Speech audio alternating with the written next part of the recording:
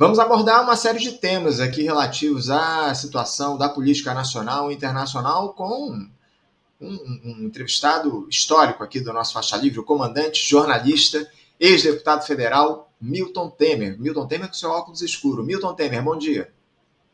Bom dia, meu caro Anderson, bom dia aos que nos acompanham, democratas mobilizados, inclusive tendo que estar atentos a isso que foi mostrado nessa entrevista com o Marcos agora, não é de uma reforma, de uma mais uma contra-reforma, na linha das que vinham sendo executadas dos governos Bolsonaro e Michel Temer, e que, lamentavelmente, segue em curso durante o governo Lula, como se fosse, inclusive, com a ministra apoiando essa contra-reforma, que é uma das tentativas do capital privado no Brasil há muito tempo de desmontar o Estado, transformar o Estado em Estado forte para a defesa dos privilégios do capital e Estado débil na obrigação de serviço para o conjunto da população. Uma tragédia que se anuncia principalmente em segredo, né? Quando se coloca o relatório nas mãos de Pedro Paulo, que é um parlamentar conhecido pelo seu neoliberalismo nefasto radical. Ele é um dos apóstolos da privatização do Estado. Quando se coloca uma relatoria de um projeto como esse nas mãos desse deputado, é porque objetivamente se quer conduzir essa discussão para o lado daquilo que não interessa ao povo e que interessa, sim, aos mercados, que é a quem esse deputado serve. Nós aqui no Rio de Janeiro conhecemos bem essa figura. Esse personagem. Por conta eu ainda estou com uma cara de...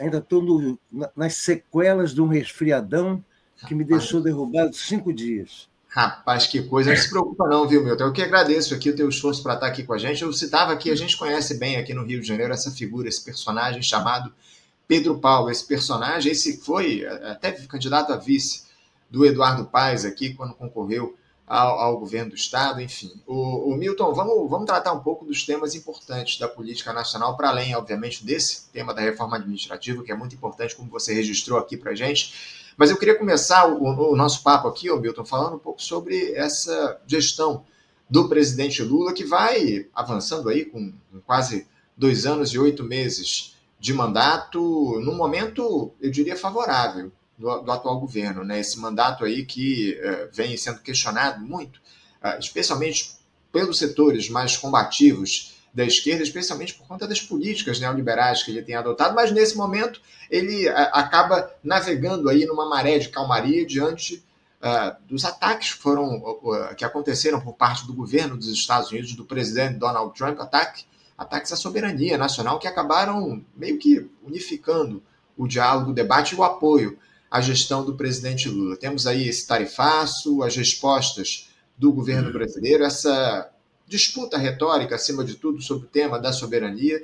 E eu queria que você fizesse um apanhado a respeito disso. Aliás, ontem a gente viu lá anteontem, naquela reunião ministerial, todo mundo, segunda reunião ministerial do ano, todo mundo usando o bonezinho, quase todos utilizando ali os ministros, o boné, com a inscrição o Brasil é dos brasileiros. Eu tenho chamado aqui, Milton, da soberania do boné, que o governo Lula tem adotado. Eu queria que você falasse um pouco sobre os rumos do governo, nesse momento em que ele enfrenta essas ameaças, esses ataques do governo dos Estados Unidos aliado ao bolsonarismo. Como é que se avalia isso e essa postura do governo federal em relação a esses ataques, Milton?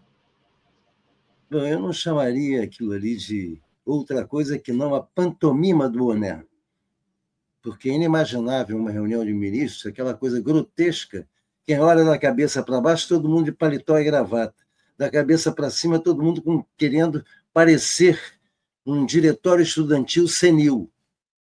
Absolutamente patético, não é assim que se afirma a soberania, ao contrário, aquilo ali é o simbolismo de uma posição defensiva diante de uma moda lançada por um sociopata perigoso, que é o presidente dos Estados Unidos, porque é um sociopata com projeto nacional absolutamente consequente, absolutamente visando objetivos concretos, que não tem nada de alienado, de estrambelhado, não. É uma operação perigosa feita por alguém com sangue criminoso nos olhos. Então, nós copiamos o que ele faz, ele coloca o boné vermelho, e o pior é que o vermelho fica com ele, o azul para cá. E o vermelho, porque nos Estados Unidos o vermelho é a cor do republicano. Esse boné azul, lamentavelmente, é para dizer claramente qual é a tendência que prevalece digamos, na cúpula do governo, que é de uma espécie de tentar reproduzir no Brasil aquilo que o Partido Democrata é nos Estados Unidos, ou seja, uma tendência do Partido Único Americano, tem duas tendências, para fazer, por métodos diferentes, a mesma operação colonialista, expansionista, imperialista que interessa ao grande capital americano. Então, eu não estou nada animado, porque o lamentável disso tudo é o seguinte: poucas vezes um presidente terá visto passar pela frente da sua janela, um cavalo selado para ele montar, para exercer um papel histórico do seu mandato. Poucas vezes alguém tenha tido isso, como Lula está tendo agora. Quando a coisa parece destrambelhada, quando ele parece absolutamente atolado num pântano sem volta, do outro lado surgem tragédias muito maiores que acabam devolvendo a ele um protagonismo que, ao invés de aproveitar, ele manipula. O que eu digo manipula? Nós estamos sendo alvos de uma certa forma de ataque semelhante ao que está sendo feito contra a Venezuela. Ou seja, enquanto colocam esquadra americana em frente à Venezuela, ali o que se pretende não é a Venezuela, o que se pretende é um sinal para o continente americano. Na retórica, Lula sabe disso, denuncia isso. Só que, na prática, ele trabalha com Rui Costa, Zé Múcio, o chanceler, que eu nunca consigo decorar o nome dele, todos eles concretizando no pensamento no sentido contrário da retórica. A retórica ataca e, na prática, amolece. E o exemplo maior está aqui, na questão da Palestina. Não existe retórica maior ou mais radical de denúncia do genocídio do que a do Lula. E, no entanto, o Brasil continua com relações diplomáticas, coisa que governos com retórica muito menos acentuada não, já concretizaram, continua com relações. Já romperam, nós continuamos com relações diplomáticas. A principal empresa brasileira que tem o voto majoritário acionista do governo brasileiro continua exportando, que é a Petrobras, continua alimentando os tanques e bulldozers dos ataques genocidas do exército de ocupação da Palestina israelense, continua alimentando. Nós somos o quarto fornecedor de petróleo para Israel. Ou seja, toda a retórica, quando vai para o concreto, ela amolece. Então, a discussão com a ofensa dos Estados Unidos, porque é uma ofensa. A forma como o Trump já se referiu ao governo brasileiro, olha aí, eu quero que você resolva isso imediatamente, com caixa alta, para dizer que não pode tocar no Bolsonaro. Isso é uma ofensa. É respondida com: não podemos nos afastar dos Estados Unidos, temos que fazer negociação. Tudo que o governo faz não é o que tem a imagem de defesa da soberania, é o que tem a imagem de manutenção dos lucros e privilégios do capital, principalmente do capital exportador. Nós temos que manter esses negócios, inclusive reservando verbas que serão sacadas de setores estratégicos, como educação e saúde pública, que são alvo principal, para manter a faixa de lucro deles. Eu, inclusive, estive conversando com o Glauber Braga, deputado de combate, sugerindo que a gente tem que fazer emenda quando for apresentado o detalhamento desses 50, 30, sei lá, 30 ou 50 bilhões destinados a compensar. Ninguém vai perder nada. Ninguém vai perder nada, não. O povo brasileiro vai perder, porque vai pagar, tirado do orçamento, a manutenção do lucro daqueles que não têm mais negócio com os Estados Unidos, por conta da tarifa dos Estados Unidos. Então, não é assim que se responde. Se responde objetivamente qual é a forma concreta de enfrentar. Olha aí, se fizer isso para cá, vai ter para aí. Não tem negócio de, não podemos ter represália. Tem que ter represália. É o mínimo de manifestação de soberania. Então, objetivamente, eu te confesso que eu vivo um momento em que óculos escuros é a melhor forma de descansar a vista diante do que a gente tem na frente.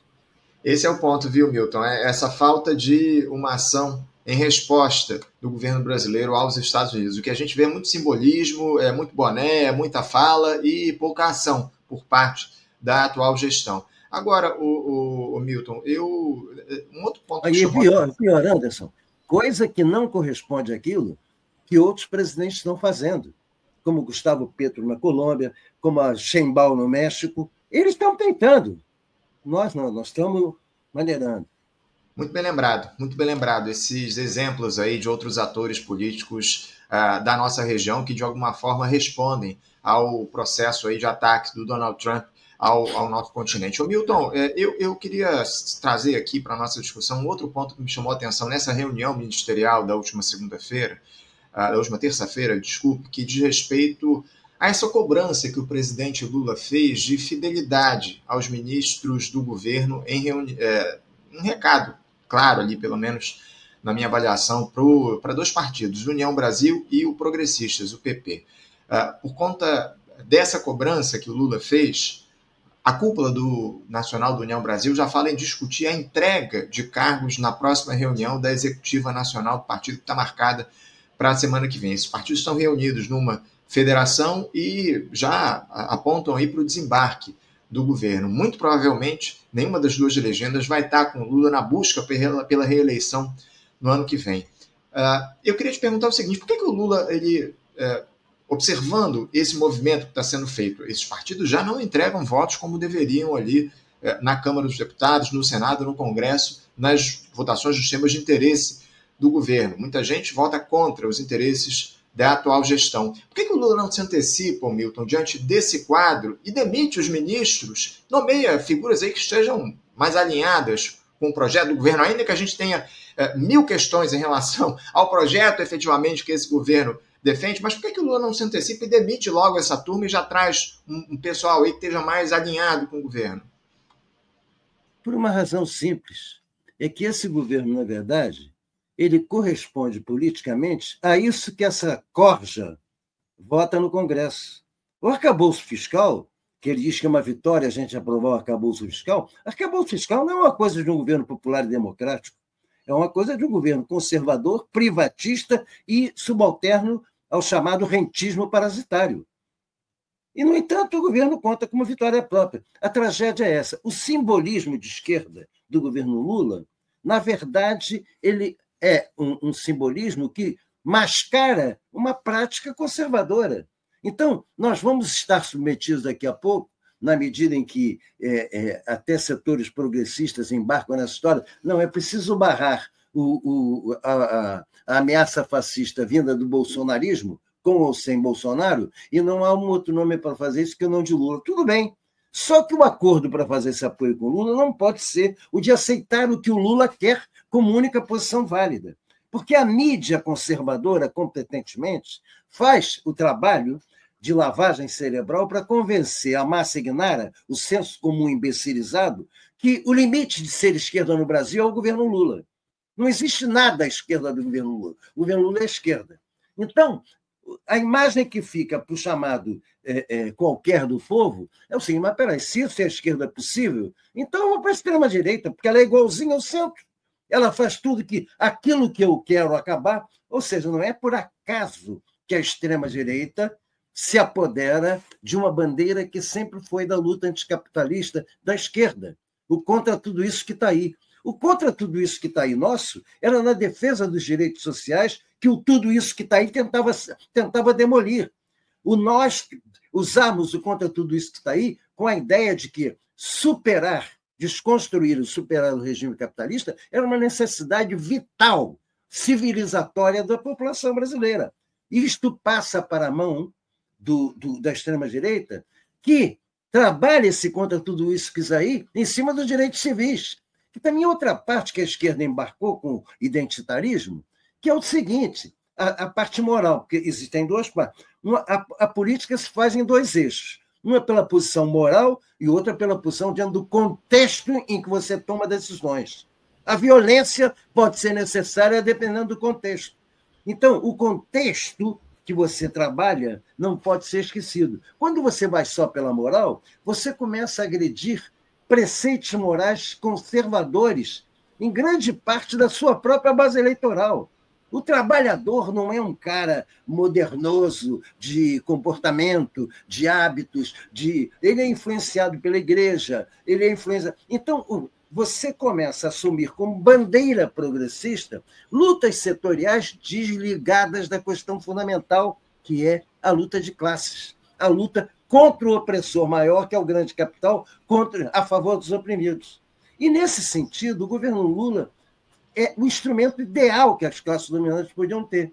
Porque com essa esquerda a gente não tem problema. É uma esquerda sindical, e não uma esquerda de estadista, uma esquerda sindical que toda reivindicação tem um limite, não agredir os nossos privilégios.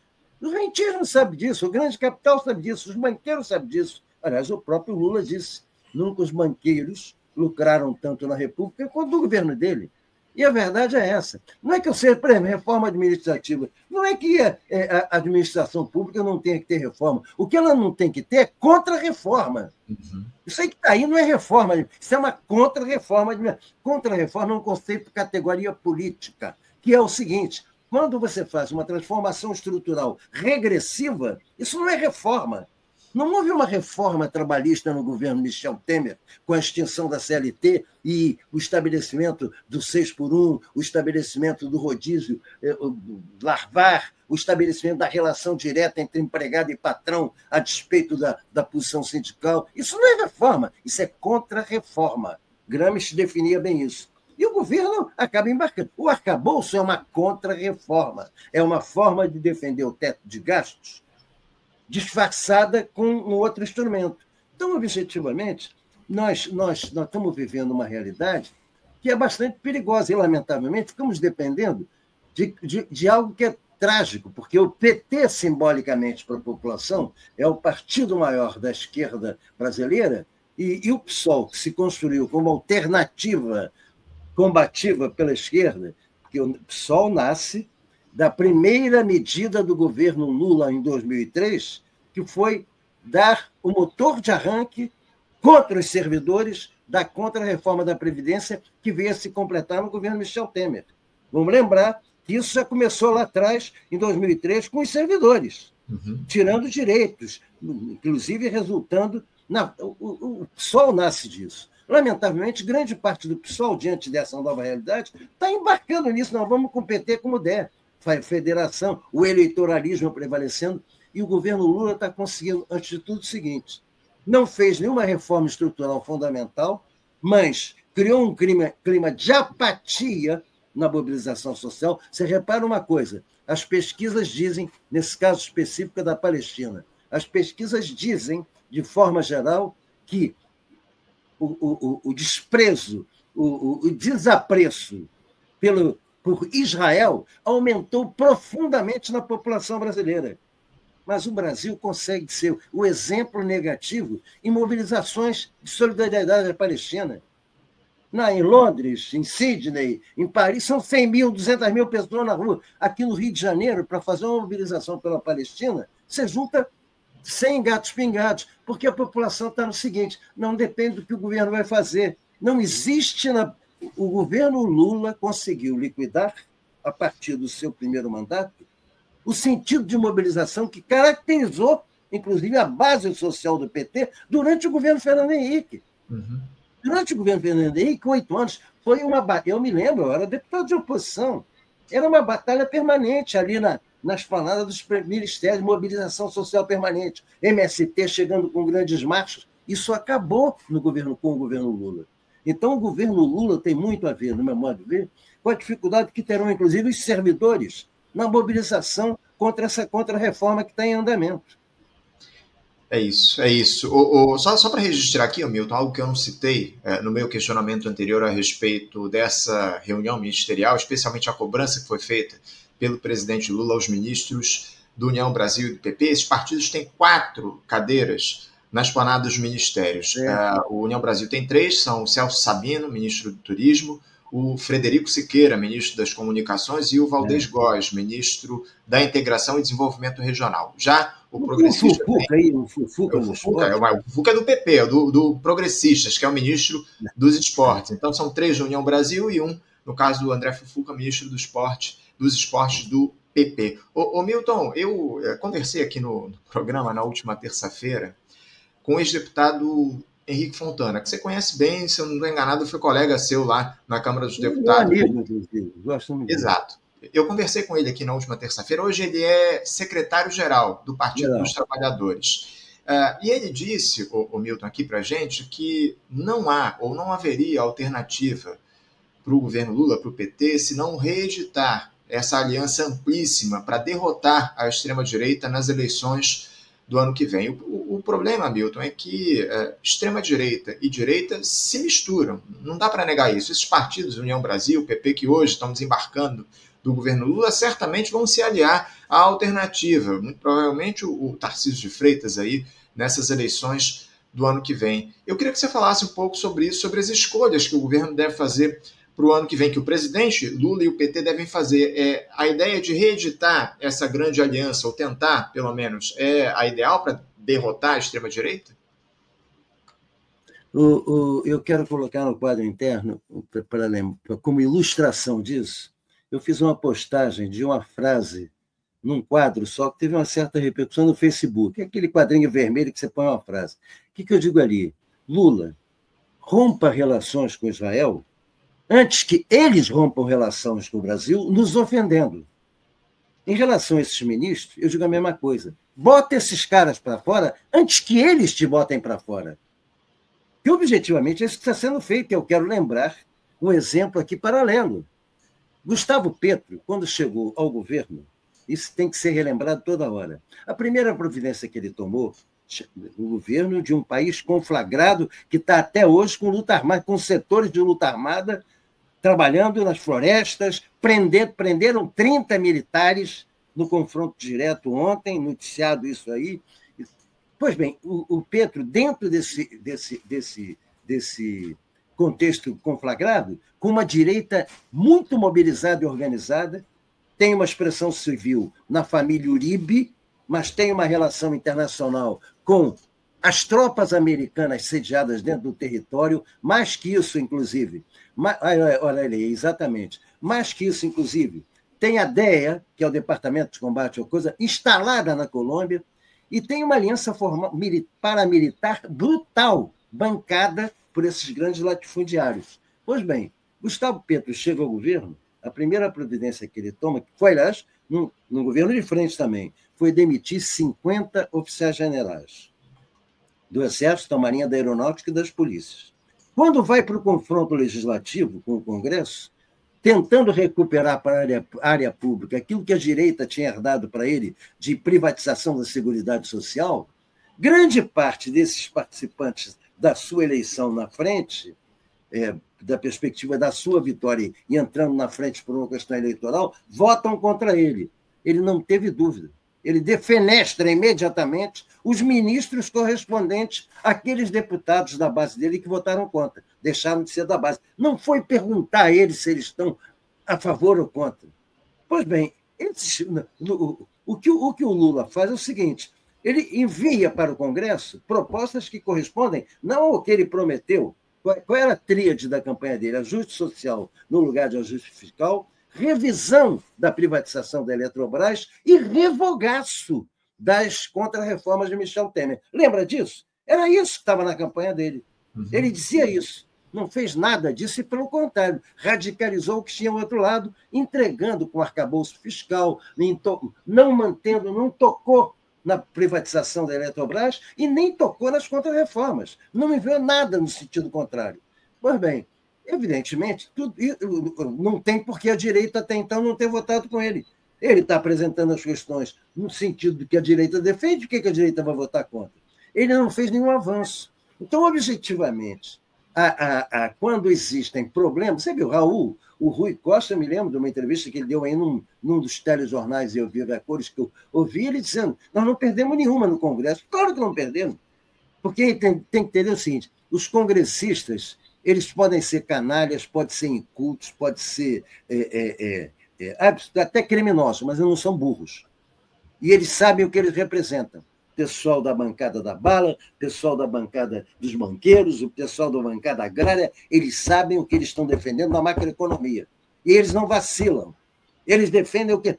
Agora, por exemplo, está havendo o maior problema com os 5, vamos aliviar o imposto de renda de quem ganha até 5 mil reais, que não é vantagem nenhuma.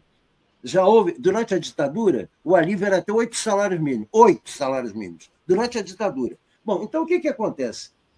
Para aliviar esses até 5 mil, nós temos obrigatoriamente que buscar recursos do outro lado. Vamos cobrar de quem nunca paga. E eu digo isso como, sem querer que elogie em moto própria vitupério. Eu quero dizer o seguinte: tem um projeto desde 1999, na Câmara dos Deputados, taxando lucros e dividendos, porque quem isenta lucros e dividendos de qualquer tributação ou taxação é o governo Fernando Henrique Cardoso. Imediatamente teve um deputado que apresentou, naquela ocasião, um projeto taxando lucros e dividendos em 15%. Esse projeto passou por todos os governos Lula e nunca foi considerado por suas bancadas. Agora todo mundo fala nisso, né? Lucros e dividendos. Eu digo isso porque o autor do projeto fui eu. Uhum. Então, eu sei que essa batalha não é de hoje. Essa batalha começou quando a isenção se instalou. Até hoje, lucros e dividendos, não se pode mexer em lucros e dividendos para buscar. Não há lugar no mundo que lucros e dividendos não seja taxado, a não ser no Brasil e parece que na Letônia, um negócio desse. Então, objetivamente, esse governo faz tudo ao contrário do que o Petro faz. O Petro não é carnavalesco, não bota boné, não faz o diabo, mas, por exemplo, a questão da Palestina foi fundamental. Ele não fez o rompimento de relações dentro do gabinete, relações exteriores, diplomata, chanceler. Não, ele oficiou e formalizou o rompimento de relações com a Palestina no discurso de 1º de maio, diante de uma multidão em torno dele na rua, porque ele foi para a mobilização da rua para compensar aquilo que ele sabia que não tinha. E acabou tendo vitórias de votações posteriores e questões trabalhistas por conta do apoio social. O Lula hoje não consegue juntar a gente nem em 1º de maio. Aliás, foi um vexame ano passado, 1º de maio, e esse ano ficou tudo diluído. O Petro juntou a multidão, a foto imensa, onde ele anuncia o rompimento de relações com Israel, no Dia do Trabalho. Isso, não tem uma coisa a ver com a outra? Tem. É fundamental hoje que a luta anti-imperialista seja marcada nos países, nos governos progressistas da América Latina. E essa luta anti-imperialista tem uma marca importantíssima com a questão palestina, que é a instalação definitiva do imperialismo no Oriente Médio, caso derrotada essa causa. Então, objetivamente, o Lula vai terminar vendo esses deputados saírem depois de passarem o mandato inteiro se locupletando, enviando vantagens para suas bases eleitorais e dando uma banana para ele na hora decisiva, que é da disputa da sucessão com o bolsonarismo. Agora, Milton, e por que essa insistência do Partido dos Trabalhadores em querer reeditar essa ampla aliança? O próprio presidente do partido, Edinho Silva, que eu estou tentando fazer um papo com ele aqui no Faixa Livre, estou atrás da assessoria dele para a gente conversar com ele aqui no programa. Por que o PT insiste na manutenção dessa aliança ampla para o ano que vem, quando está muito claro que a maioria absoluta desses partidos vai se bandear para o lado do bolsonarismo, para o lado da direita, para o Tarcísio de Freitas, ou seja lá qual for o candidato dessa turma? Por que essa insistência, Milton? É porque está acontecendo com o PT algo que, por exemplo, acontece com o Labour, está começando a mudar agora. O Edinho Silva representa exatamente esse transformismo regressivo ideológico do Partido dos Trabalhadores. O Edinho não é mais um representante do mundo do trabalho contra o capital. O Edinho, durante a campanha, ele fez uma visita ao embaixador americano, não sei, acho que foi o encarregado, não era nem embaixador, já era encarregado, e postou fotos na rede da visita dele, da recepção que fizeram a ele na embaixada americana. Então, o Edinho representa o que é o neo-PT. O PT absolutamente. Porque tem que levar em conta uma coisa. O PT mudou muito de estrutura. O PT que a gente conhecia da oposição, aquele dos 20 anos do nascimento até o fim do governo Fernando Henrique Cardoso, esse PT mudou totalmente hoje. A partir dos governos Lula, a filiação passou a ser por administrações locais, o pessoal entrar para O Chico se filiava ao PT para ter uma boquinha no governo. Então, grande parte da base social que compõe e elege os presidentes de partido no PT hoje não tem nada a ver com o programa do PT original. São pessoas da boquinha, pessoas alienadas, pessoas até de direita, dependendo do lugar onde está. Aqui a direita não é forte, aqui Piauí, a base aqui é petista, então, sem saber qual é a base que eles estão elegendo. Então, o Edinho é a expressão disso. O Edinho não escondeu isso. Ele disputou a eleição. Eu me lembro, Walter Pomar, Rui Falcão, Romênio, esses três representam da centro-esquerda, da esquerda do PT, que foi massacrada em função, inclusive, do altíssimo nível de abstenção. A esquerda petista está sumindo. E a esquerda petista sempre existiu. Eu disputei presidência do PT contra Zé Disseu nos anos 90, representando o campo da esquerda, quando eu era deputado, em 2 vezes.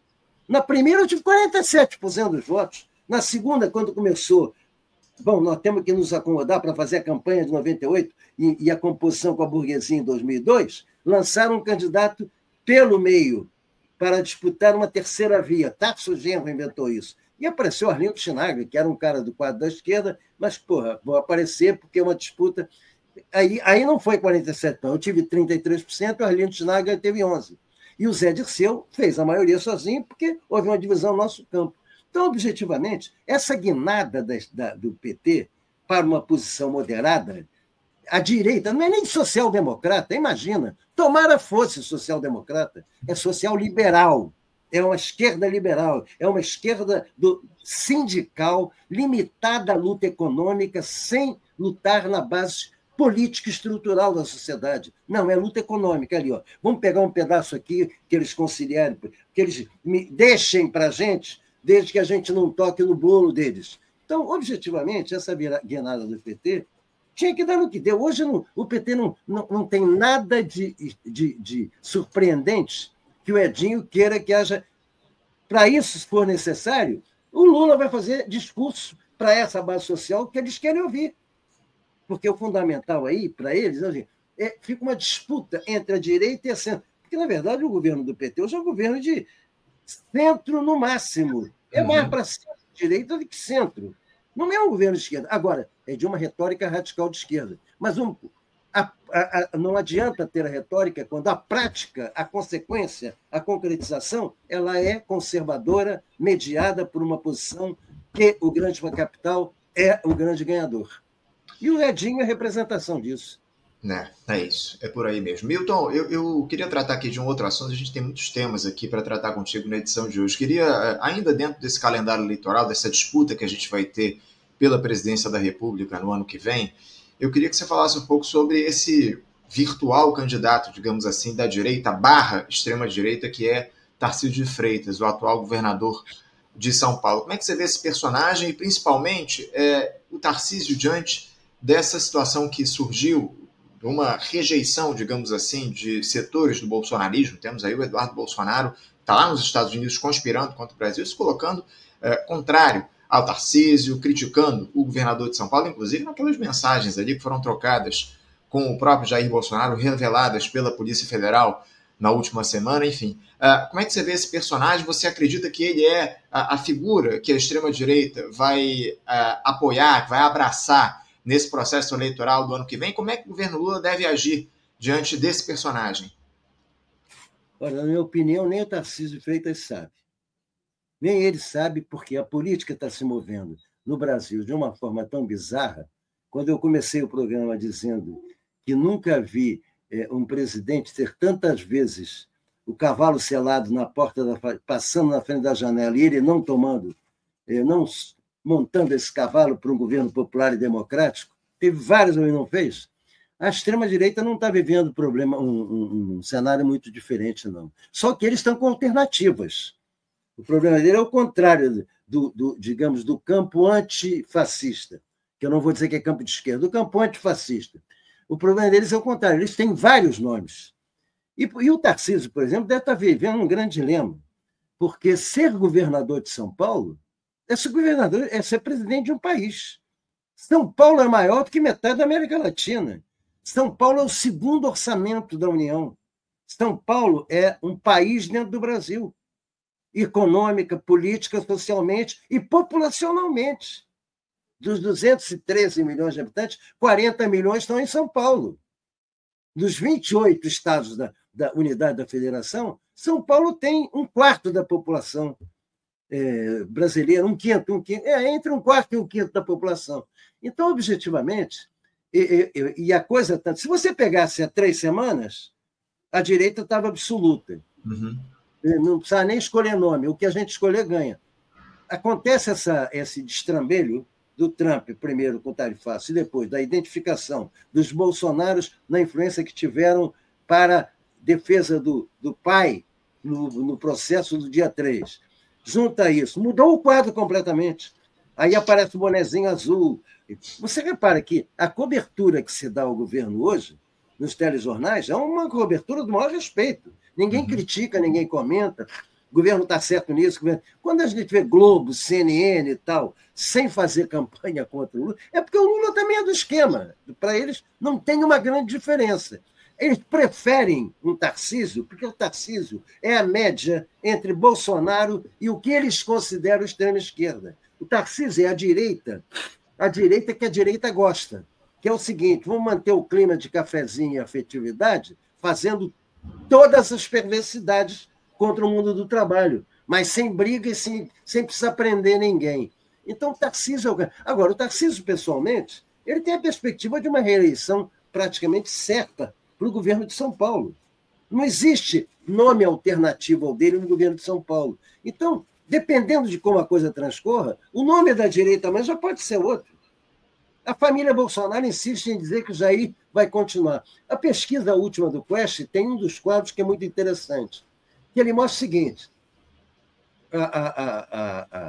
os que são da esquerda com Lula, os que são da esquerda sem Lula, os que não são nem de esquerda nem de direita, os que são da direita com Bolsonaro e os que são da direita sem Bolsonaro e os que são da direita com Bolsonaro. A direita com Bolsonaro está ao mesmo tamanho que a esquerda sem Lula. Na esquerda sem Lula é verdade, mas é onde está uma base social para a esquerda radical, que, no entanto, não aparece no debate, não tem espaço no debate. A esquerda radical, nenhum. Eu te diria o seguinte: eu tenho muito medo da votação do processo do Glauber Braga, que hoje é uma expressão dessa esquerda radical do ponto de vista nacional, haja vista as manifestações que ele conseguiu fazer multitudinárias quando fez aquela corrida dele, depois da greve de fome, por todos os estados, todas as capitais do Brasil de unidade da federação, em 1 mês e meio. E isso sem ter recurso de avião da FAB, com recursos próprios, coleta, o pessoal que recebe bancando. Ele notou, até o Amapá, Roraima, onde você acha que a política nacional não conta, ele era recebido como... Então, essa esquerda radical tem uma expressão social que não aparece nos meios de comunicação de uma forma geral. Isso vai resultar em alguma coisa ano que vem. Então, agora, objetivamente, se o Lula for candidato, se ele ainda tiver condições de saúde e tal, e eu espero que tenha, será ele o candidato? Tá bem, esse lado está representado aqui. Com que composição? Vai depender de quem seja o candidato da direita, que é impossível de definir agora. Neste momento, é o Tarcísio. Depois de amanhã pode não ser. Uhum. Não é daqui a 1 mês, não. Depois de amanhã pode não ser. Dependendo do resultado do julgamento do Bolsonaro, o cenário pode mudar totalmente. Isso tem acontecido. A partir o Lula estava no purgatório há 15 dias. Sim. E hoje está no paraíso. Então, há que se considerar que é muito cedo para ter o quadro eleitoral definido do ano que vem, na minha opinião. A gente vai falar, inclusive, daqui a pouquinho a respeito desse julgamento do Jair Bolsonaro, que começa na próxima semana lá na primeira turma do Supremo Tribunal Federal. Aliás, a gente vai fazer uma amplíssima cobertura desse julgamento aqui no Faixa Livre. Vamos trazer todas as sessões lá no Supremo, vamos fazer debates antes, durante e depois dessas discussões, desse que já está sendo considerado o julgamento do século, do Jair Bolsonaro. Milton, eu queria, antes disso, falar sobre um outro personagem, esse do nosso campo que tem ganhado muita relevância ao longo dos últimos tempos. Eu me refiro, obviamente, a Jones Manuel. Jones Manuel que tem participado aí de uma série de debates, ganhou muita repercussão, muitos seguidores nas redes digitais, está sendo comentado até pela grande imprensa ao longo desses últimos dias. Eu conversei ontem aqui com o Leandro Forte, Leandro Forte que tem um programa lá no canal do Jones falando justamente a respeito dele. O Leandro tem uma proximidade com o Jones Manuel, dialoga muito com ele e, enfim, ele fez muitos elogios, obviamente, à figura do Jones, enfim, à militância dele, ao estudioso que o Jones é, acima de tudo, não dá para negar, o Jones é um estudioso, marxista, e eu queria que você falasse um pouco também a respeito desse personagem, e principalmente da relevância que ele tem ganhado ao longo dos últimos tempos, com a grande mídia falando, e tem dado entrevistas, inclusive, para a grande imprensa. Como é que você avalia essa chegada do Jones Manuel ao debate público, essa não chegada, obviamente, porque o Jones já está debatendo há muito tempo, há muitos anos, inclusive, a gente já conversa com o Jones aqui no Faixa Livre, mas esse espaço que ele acabou ganhando ao longo dos últimos tempos, com os debates que ele tem feito com com o pessoal da direita, com a extrema-direita, também, isso também ganhou relevância por conta do bloqueio que ele teve nas redes digitais dele por parte da Meta, do Instagram,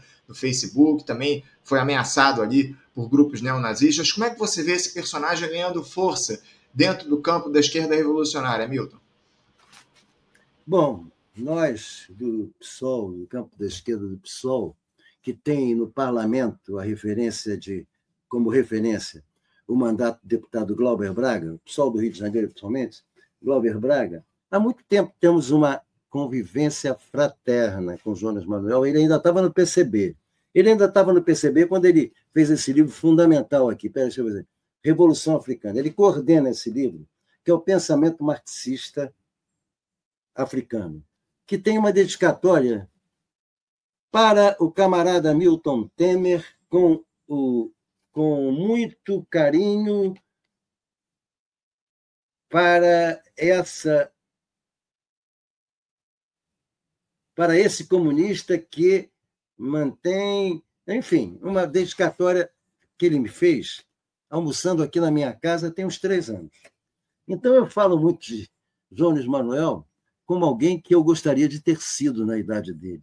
Ele é um exemplo daquilo que Plekhanov escreveu quando falou o papel do indivíduo na história.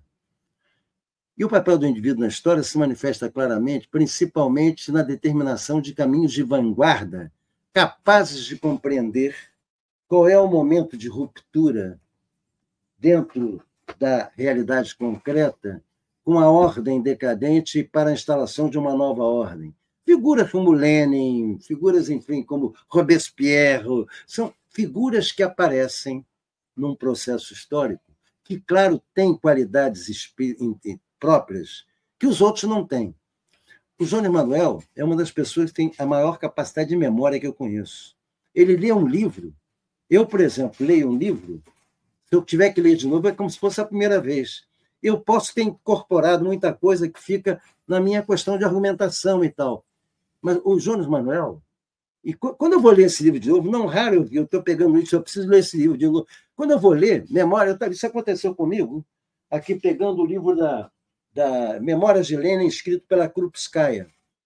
Eu achava que estava, eu preciso ler esse livro, está aqui, eu não leio. Aí fui pegar para ler ontem, toda a introdução já estava marcada, eu já tinha lido, já tinha marcado coisa em coisa. Então, o que acontece? O Jones Manuel é o cara que pega um livro, ele termina a leitura do livro, ele cita parágrafos de cor dessa leitura.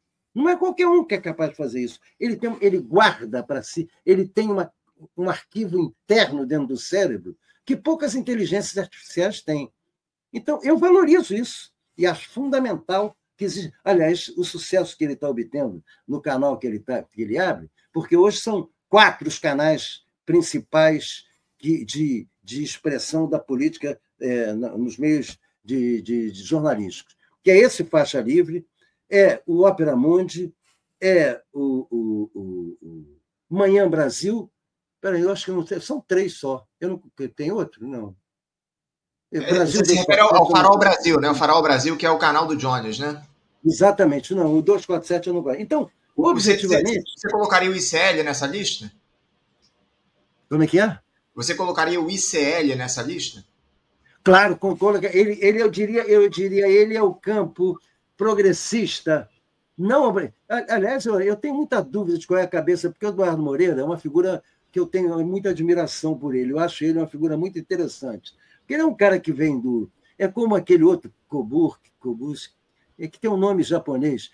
São caras que saem, ganharam dinheiro no rentismo parasitário, mas se deram conta que aquilo é um pântano nefasto, antissocial, e que aquele dinheiro é sujo. É o crime organizado legal. E saem denunciando. Aliás, eu tenho um livro que os principais grandes denúncias do capitalismo americano, em documentários e tal, são feitos por capitalistas que se dão. Isso aqui, olha, tudo bem, agora é um pântano, é um crime organizado legal, é uma bandalheira. O Eduardo é isso. E eu acho que o trabalho do canal dele também é muito importante. Mas eu não coloco ele no viés do faixa livre, do Opera Mundi, porque aqui tem um caminho mais definido. O Eduardo tem curso para empreendedores, porra, dentro do canal dele. Eu não consigo imaginar Anderson fazendo um curso para empreendedores do faixa livre. Entendeu? Isso não quer dizer, isso não desprestigia. Só mostra que à nossa frente tem do lado de lá algumas pessoas que são decentes, combativas. Já vista, por exemplo, o documentário que ele fez sobre Cuba. Sim. Para o que ele representa, aquilo foi uma coisa importante. Então, acho que essa lembrança é boa, e série também eu coloco nisso. Então, o Jones Manuel, no modo de ver, é um dos quadros potencialmente mais fortes para crescer individualmente. Tem até divergência com alguns amigos meus dentro do PCB que têm uma posição mais de rejeição ao que eles chamam de método personalista. Eu digo que ele não tem método personalista. Ele é um jovem favelado, de uma mãe quase órfã de pai, que, superou obstáculos brutais. Além do mais, eu cara mulato, bonito, inteligente pra cacete. Foi a Nova Iguaçu aí há 15 dias, foi um estouro da boiada em Nova Iguaçu. Não sei que político brasileiro, tirando o Glauber Braga aqui do Rio, é capaz de ir a Nova Iguaçu e juntar uma multidão. Então, onde ele vai, ele tem alguma coisa que eu não subestimo. Eu, particularmente, inclusive, Zé Paulo Neto, ironiza muito quando me caracteriza como um apóstolo do cesarismo positivo, porque eu só acredito de revolução com vanguarda organizada. Eu tenho mais preocupação hoje em organizar a esquerda, em ver organizar, quem sou eu para organizar? Em ver a esquerda combativa, a sua vanguarda organizada e unificada, o PCBR, PCB, esquerda do PSOL, que é a minha corrente, fortalecer e tal, formando um bloco, do que dizer, temos que falar com as massas. Você não fala com as massas individualmente, cada um. Isso não existe. Você fala com as massas quando você formula políticas que as massas identificam como do interesse delas. Aí é que você fala com elas. Então, eu acho que o papel, aliás, o que fazer do Lenin é uma experiência disso. Qual é o salto qualitativo do Lenin em relação ao Marx? A transformação do Partido Comunista em instrumento da revolução, trazendo de fora para dentro da classe a consciência da classe para si, da classe que sai da luta puramente econômica e vai para a luta política de transformação qualitativa do regime a partir da sua desconstrução e superação. O Lenin traz do Partido Revolucionário que o Marx não tinha feito, porque o Marx acreditava na espontaneidade da massa proletária para fazer a revolução. Até o Marx não havia ideia da vanguarda se impor. Ao contrário, havia até certas restrições ao blanquismo e tal. Lenin, por exemplo, não era por acaso que ele se dizia um jacobino, porque os jacobinos na Revolução Francesa, Blanqui na Revolução Francesa do século seguinte, eram nomes que se expressavam por cima até do próprio movimento, eram nomes que formulavam. Quando você pensa, você pega um texto de Saint-Just, que era o quadro mais próximo do Robespierre, era um menino de 25 anos. Você precisa ver a formulação. Ele fez uma Constituição. E não tinha atrás. O máximo que eles tinham atrás dele era Rousseau. Não havia análise econômica formulada pelos economistas ingleses. Era o tempo da formulação do socialismo utópico. E a filosofia alemã, com muitos. Não havia aquela coisa já definida que o Lenin passou a ter pronto na mão, ou seja, a filosofia alemã, a economia americana, a inglesa, o socialismo francês, já tinham produzido aquilo que o Lenin pôde unificar e colocar em cima do Partido Revolucionário. Então, o Jones Manuel, sem comparação nesse nível, evidente, é alguém que, na realidade brasileira, é um fenômeno e tem que ser respeitado e olhado como tal.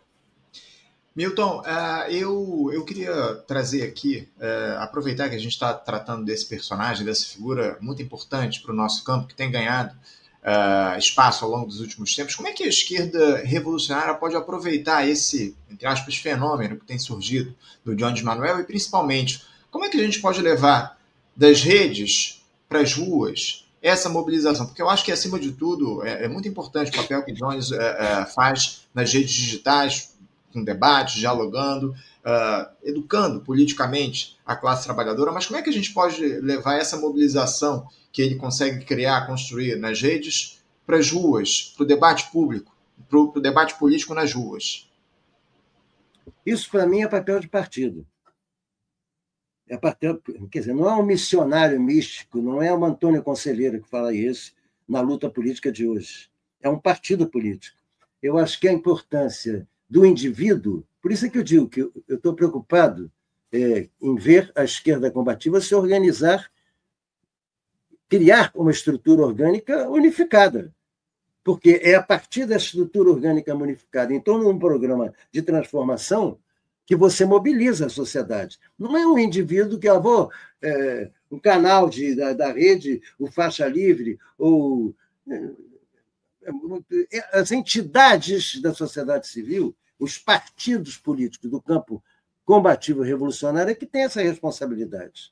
Então, não é o Jones que tem que transferir o que ele consegue de mobilização na rede é fundamental para que os partidos políticos filiem pessoas que foram... Ele já tem o nível de audiência altíssimo, pessoal, o nível dele, porque os vídeos que ele faz sobre temas teóricos são acessíveis à grande massa. Então, grande parte da esquerda combativa que está alienada, que está no niilismo, que está no ceticismo, existe uma base social de esquerda combativa que não está vendo instrumento. Essa gente começa, a partir do Jones, entender. Pode ser que o referencial venha a ser o PCBR, o referencial venha a ser o PSOL. Eu entendo que o PSOL, no momento atual, lutar dentro do PSOL para que a esquerda prevaleça e se afirme como esquerda combativa, anticapitalista e revolucionária é fundamental, até para ser...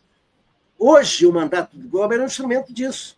O mandato do Glauber não tem só militante do PSOL, não. Tem militante da UP, tem militante do PC. Não, integrando o mandato dele. O mandato dele é um mandato de frente de esquerda combativa. Total. Ali não está só o PSOL. O PSOL fala ali, mas o PCBR fala, a UP fala, o PCB fala, enfim, as correntes diversas falam. O Glauber administra um coletivo que é, para mim, uma espécie de semente daquilo que deve ser a base de uma organização unificada desse conjunto de forças. A partir daí, evidentemente, o papel do Jones dentro desse conjunto de forças seria muito importante, mas ele não é o responsável por transformar aquilo que ele tem na rede para a mobilização social de rua. Ele é apenas mais um agente. Tá certo. Milton, eu não vou nem tocar naquele ponto que eu trouxe como principal aqui para o nosso debate do programa de hoje, a questão da PEC da blindagem, porque o tema acabou não sendo debatido lá no Congresso Nacional. Eu queria aproveitar esse tempinho que ainda nos resta para tratar do julgamento do Jair Bolsonaro, que começa aí na semana que vem lá no Supremo Tribunal Federal, na primeira turma da Corte. Muita expectativa em relação a esse julgamento do núcleo golpista, o núcleo crucial do golpismo, que tem o Jair Bolsonaro como principal personagem. O que a gente pode esperar nesse julgamento, a postura e os recados que o Supremo Tribunal Federal pode e deve dar a partir desse julgamento que vai ser iniciado na semana que vem, Milton? Bom, o último encontro público entre o ministro Alexandre e o réu Bolsonaro foi naquela audiência. O Bolsonaro saiu com o rabo entre as pernas, fazendo brincadeirinhas e paparicando o ministro. E o ministro tratando ele com o devido distanciamento. Eu acho que o Alexandre conseguiu sair vitorioso nesse embate que contra ele foi mobilizado pelo governo americano. A situação do Eduardo Bolsonaro, que, na minha opinião, tem um quadro... Aquela troca de mensagens, para mim, me revelou um quadro muito interessante. O chefe não é o Jair Bolsonaro. Na medida que quem manda é quem grita e que dá ordem no campo da direita, o chefe, para mim, é o Malafaia. O Malafaia é quem dá bronca no pior baixo escalão. No pior não, no baixo escalão mais conhecido, em cima do Eduardo e em cima do Jair. E o Eduardo puxa saco do Bolsonaro, do Malafaia, e dá esporro no pai. Então, eu vi mascarar o seguinte: o chefe é o Malafaia, o segundo é o Eduardo, o Jair é o terceiro, na escala de comando ali. Pelo que ficou, pelas mensagens, é isso que se lê. Basta olhar lá. Ninguém dá bronca no Malafaia. O Malafaia os trata como subalternos. O Eduardo entuba e tece reverência, diz: não, estamos juntos e tal. Depois de levar um esporro público, cala a boca, seu merda, bababá, ele pede desculpas. Ele estamos juntos, pastor. Ele coloca claramente. E o Jair Bolsonaro pede para haver moderação geral, até por conta de Tarcísio e bababá. Então, o Eduardo está ensandecido com o pai vai autorizar a ida do Tarcísio para o PL, aí o Eduardo ameaça sair do PL. Então, aquele núcleo ali é muito complicado. Então, o Jair Bolsonaro vai para o seu julgamento, não sei até onde, com que sustentação social. Eu acho que no julgamento, a independência do judiciário, através da posição dos ministros do Supremo e da própria Procuradoria-Geral da República, manifestaram uma independência, não é inclusive em relação ao governo brasileiro, não, em relação ao Trump. Na verdade, o ataque do Trump não fez nenhum efeito sobre aquilo que me parece ser. Ao contrário, o que se discute hoje é a oportunidade até de prender o Bolsonaro antes do programa, que eu acho uma burrice. O julgamento da semana que vem vai prender o cara para evitar que ele fuja, vou entrar na casa dele. Bobagem, besteira isso. Faz o cerco ali, 4 back, recua o meio-campo e reforça um pouco a linha de zagueiro final. Pô. Não precisa entrar dentro ficar com todo mundo dentro da área do outro lado, porque ele leva um gol nas costas. Então, objetivamente, eu acho que esse julgamento, o Supremo não está em condições confortáveis. Socialmente no Brasil, inclusive. E eu acho que, de uma certa forma, existe uma grande parte da base bolsonarista que não é Bolsonaro, que é Tarcísio já hoje, que é Zema em Minas, que é Caiado em Goiás. E o Caiado, espertamente, já disse: olha, vamos todos no primeiro turno. Aliás, a esquerda devia aprender com ele. Vamos todos no primeiro turno e a gente se junta em torno de que for mais votado no segundo. Você viu a declaração do Caiado? Uhum. Então, concretamente, eu não sinto mais, em torno do Jair Bolsonaro, aquela mobilização de vamos invadir. Não. Eu sinto há um ar de normalidade nesse julgamento, inclusive pelos recados que vêm da área militar. Sem dúvida alguma. Inclusive, já se busca aí alternativas ao Bolsonaro, à extrema-direita. Milton, eu só posso agradecer aqui a tua presença aqui. Aliás, eu queria já aproveitar e eu conto contigo aqui ao longo dos próximos dias. A gente, como eu citei aqui, vai fazer uma cobertura muito ampla desse julgamento do Jair Bolsonaro, com debates antes, durante e depois, nos dias de julgamento, dias 2, 3, 9, 10 e 12. Se eu não estou enganado, são esses os dias que vão ser estão reservados aí para o julgamento do Bolsonaro. E eu conto contigo aqui para a gente dialogar um pouco a respeito desse julgamento e do andamento político dessa situação toda envolvendo o ex-presidente da República, que está sendo alvo aí desse julgamento por tentativa de golpe de Estado, um julgamento, como eu sei aqui, histórico no nosso país. Muito obrigado, viu, Milton, pela tua presença aqui com a gente. Bom, foi um prazer estar com você. Espero que eu não tenha uma recaída. Eu estou sentindo minha voz anasalada para dentro. Não sei se ela está anasalada para fora também. Tá para te ouvir bem, a gente te ouve bem. Tá levemente anasalada, mas muito pouco, Milton. Bom, tudo bem. Foi um prazer participar. O Faixa Livre, para mim, é algo que faz parte da minha vida política e eu fico muito feliz de te encontrar, Anderson, porque eu considero você um dos heróis desse combate na luta digital contra a extrema-direita no Brasil. Só quem te conhece sabe os esforços que você tem que fazer junto com sua equipe para poder manter esse programa com a qualidade jornalística, com a qualidade, inclusive, informativa que ele tem. O meu grande abraço a você e abraço aos companheiros que acompanham essa emissão. Fazemos todos juntos esse combate, viu, Milton? Quero agradecer muito as suas palavras generosas, como sempre, aqui pra gente no Faixa Livre. Muito obrigado pela tua presença. Em breve a gente conversa. Se cuida aí, viu, Milton? Um grande abraço para você, camarada. Até a próxima. Conversamos aqui com Milton Temer. Milton Temer, jornalista, ex-deputado federal, comentarista histórico nosso aqui no Faixa Livre.